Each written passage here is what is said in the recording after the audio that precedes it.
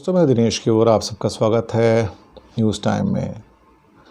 योगी आदित्यनाथ उत्तर प्रदेश के मुख्यमंत्री अभी एक दो दिन पहले अपने भाषण में बोल बैठे कि राम मंदिर तो बन गया, अब मथुरा और काशी की बारी है।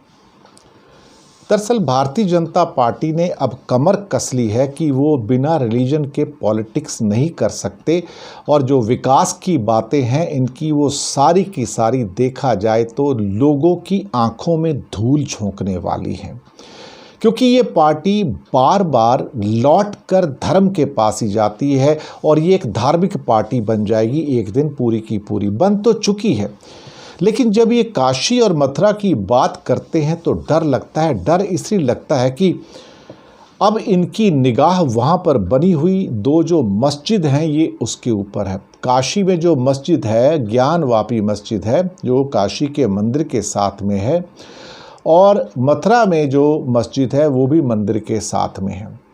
अब सवाल ये उठता है कि बाबरी मस्जिद तो इन्होंने 1992 में तोड़ ली, उस टाइम तो सोशल मीडिया भी नहीं था, लेकिन 21वीं सदी में किसी मस्जिद को तोड़कर मंदिर बनाना शायद एक किस्म से मेरे हिसाब से इम्पॉसिबल है। शायद किसी कोर्ट के अंदर भी ये हिम्मत पैदा नहीं होगी, अदालत में भी हिम्मत पैदा नहीं होगी कि वो किसी मस्जिद को तोड़ने का हुक्म दे दे और वहाँ पर मंदिर बनाने का हुक्म दे। ये नहीं लगता मुझे। दूसरी बात, एक प्लेसेस ऑफ वर्शिप एक्ट है भारत के अंदर जो 1991 का है। इसके हिसाब से राम मंदिर का तो मसला सॉल्व हो गया, उसको छोड़ के भारत में जो मंदिर मस्जिद गुरुद्वारे चर्च की जो स्थिति थी 1947 में वही बनी रहेगी। तो इस एक्ट के हिसाब से अब सुप्रीम कोर्ट के पास इतनी हिम्मत होनी चाहिए कि वो इस एक्ट को बदले और उसको निरस्त कर दे या कैंसिल कर दे। क्या सुप्रीम कोर्ट इस एक्ट को कैंसिल कर पाएगा?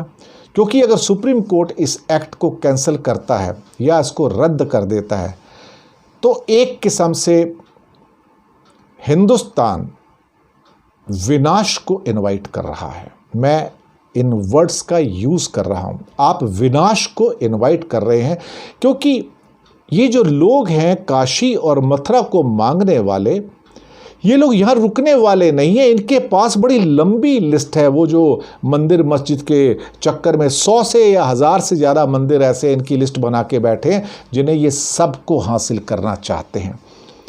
तो ये मत समझिएगा कि ये नफ़रत की गाड़ी यहाँ पर रुक जाएगी। ये जब गाड़ी चलना शुरू करेगी तो सबको नेस्तनाबूद करते हुए जाएगी, लेकिन फिर ये रास्ता विनाश की ओर जाता है, ये विकास की ओर नहीं जाता है। और कभी कभी ऐसा होता है कि हम जो दूसरों के लिए खाई खोदते हैं एक दिन उसी में गिरते हैं। पाकिस्तान उसी खाई में गिर चुका। उसने खाई हिंदुस्तान के लिए खोदी थी, लेकिन उस खाई में गिरने वाला पाकिस्तान ही है आज। अगर भारत के अंदर भी यही होता है तो आप यकीन मानिएगा भारत भी 5 सालों के अंदर अंदर उसी जगह पर पहुंच जाएगा जहां आज पाकिस्तान खड़ा है। एक मजहबी मुल्क बन के हिंदुस्तान भी एक मजहबी मुल्क बनेगा, और जब मुल्क मजहबी बन जाते हैं तो फिर उन्हें वापस आने का रास्ता नहीं मिलता, क्योंकि कट्टरवाद से कोई वापस आता नहीं है, आ नहीं सकता है। ये ट्रेन्स अगर रोकने की कोशिश करते हो तो क्रैश हो जाती है। मुझे लगता है कि इन हेट स्पीचेस को रोकने की ज़रूरत है। ये काशी मथुरा के दावों को रोकने की ज़रूरत है। इसको कोर्ट्स के द्वारा कहीं ना कहीं रेस्ट्रिक्ट करने की ज़रूरत है, क्योंकि अगर कोर्ट्स ने भी इसकी परमिशन दे दी तो फिर सभ्यताएं जैसे विकसित होती हैं सभ्यताएं वैसे ही विनाश की ओर भी चली जाती हैं।